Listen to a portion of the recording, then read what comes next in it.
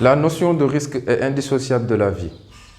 Même boire de l'eau peut s'avérer être risqué et à la fin, vous retrouvez aux urgences. Donc imaginez juste avec de l'eau. Donc la vie est indissociable du mot risque. Dans le business, cette affirmation est d'autant plus vraie. Vous devez prendre des risques, vous devez innover, surtout pour vous différencier des autres et ainsi gagner le plus de parts de marché possible. Comment y parvenir? En maîtrisant votre business, en innovant et surtout en surpassant les attentes de vos clients. Bonjour, je suis Cher Tamba de la chaîne Entreprendre et Investir, une chaîne business qui va te proposer des contenus de qualité de type conseils, astuces. Nous irons aussi à la rencontre d'entrepreneurs, d'investisseurs qui vont te proposer leurs conseils, leur méthodologie pour que toi aussi tu puisses te lancer dans l'entrepreneuriat et dans l'investissement. Dans ce cas de figure, je te propose de t'abonner à la chaîne et d'activer la cloche de notification pour ne pas rater nos vidéos qui sortent au moins 2 fois par semaine.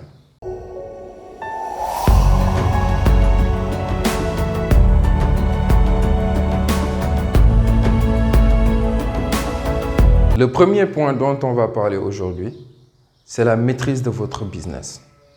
Un business, quel qu'il en soit, en tant que chef d'entreprise, vous devez le maîtriser de A à Z, du commencement jusqu'à la fin du processus. Donc, vous devez être celui qui maîtrise, qui connaît tous les rouages de votre business. C'est essentiel. Il y a certaines tâches que vous pouvez déléguer, mais la maîtrise du processus de votre business, vous devez le maîtriser. Il y a un proverbe qui dit, si vous ne pouvez pas expliquer ce que vous faites, ça veut dire que vous ne le maîtrisez pas. Donc, le processus de création de valeur, parce que dans toute entreprise, c'est d'abord une création de valeur. Vous rapportez une différence ou bien vous rapportez une solution par rapport à un problème bien précis. Donc, dans ce cas de figure-là, si vous ne pouvez pas expliquer ce que vous faites, ça veut dire que vous ne comprenez pas ce qu'il en est. Donc, la maîtrise de votre business, la connaissance de tous les rouages de votre business.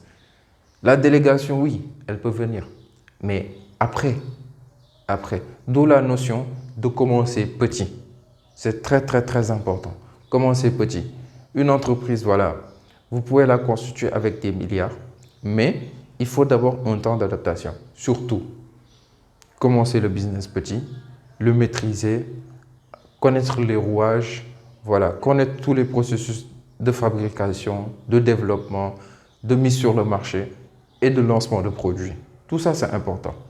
Donc, si vous, en tant que chef d'entreprise, vous ne pouvez pas maîtriser tous ces processus-là, ça veut dire que votre entreprise, quelle est une croissance exponentielle ou bien quelle est une croissance normale, voilà, sooner or later, ou bien tôt ou tard, elle sera appelée à disparaître. Donc, maîtrisez tous les processus qui sont au sein de votre entreprise. C'est très important. C'est très important. Parce que voilà, à un certain moment donné, bon, on commence à délaisser certaines tâches, ou bien à faire ça. Non. Soyez omnipotent, soyez omniprésent. Connaissez tout ce qui se passe. On vit à l'ère de l'information.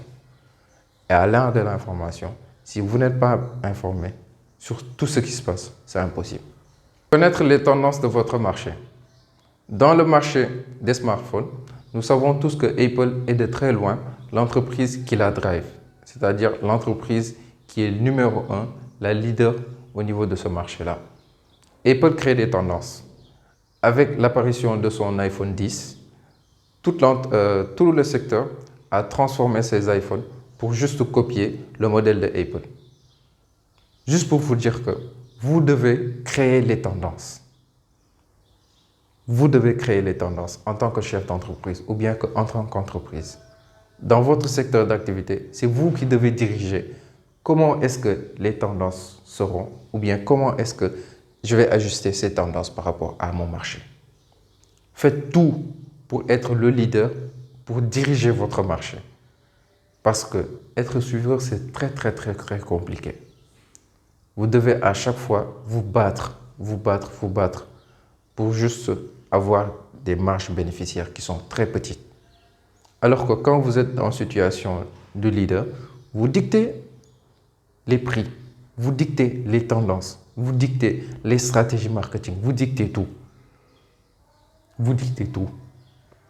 Donc, dans un business, il faut forcément se battre pour être le leader. Et ne pas simplement, voilà, se contenter d'être le deuxième ou bien le troisième. Non, pas du tout.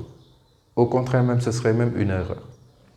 Mais ici, en Afrique, on a toujours tendance à supporter le deuxième ou bien le troisième et à combattre les leaders.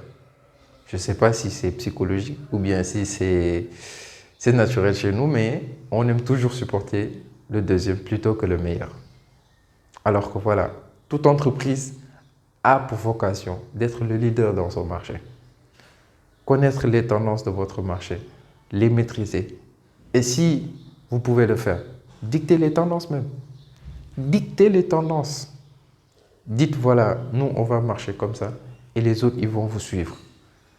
Parce que être derrière le plus gros, c'est vraiment, vraiment, vraiment très difficile.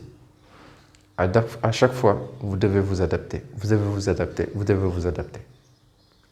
Donc, créez les tendances au lieu de les suivre. Troisième et dernier point, des plus importants. Des plus importants. Surpasser les attentes de vos clients. Je vais toujours revenir à l'exemple d'Apple.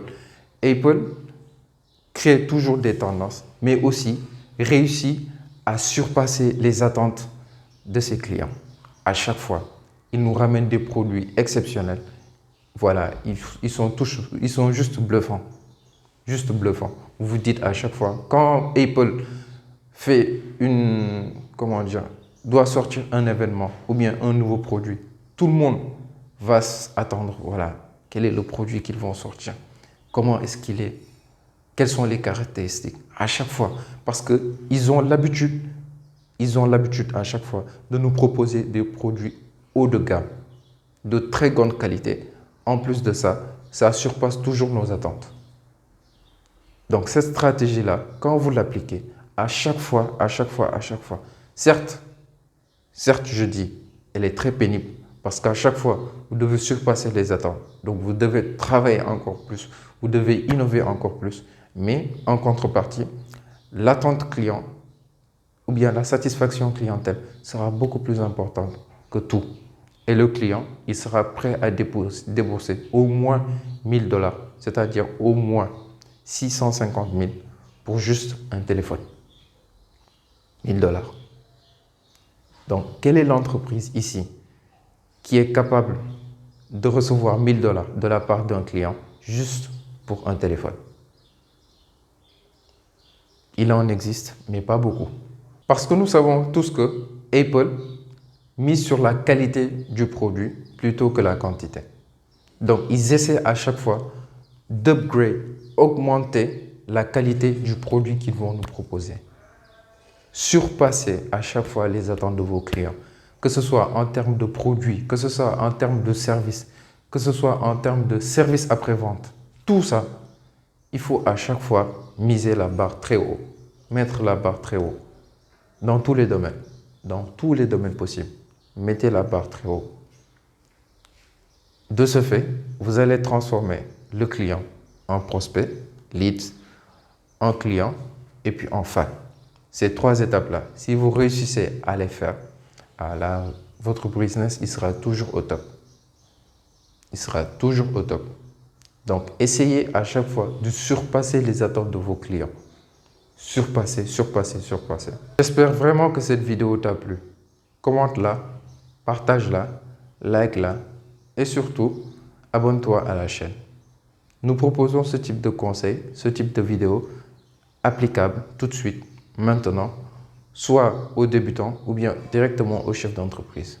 Parce que voilà, les conseils, ils sont gratuits, mais l'application est beaucoup plus compliquée. Donc, je vous invite à les appliquer et surtout à partager au maximum. Merci, à la prochaine.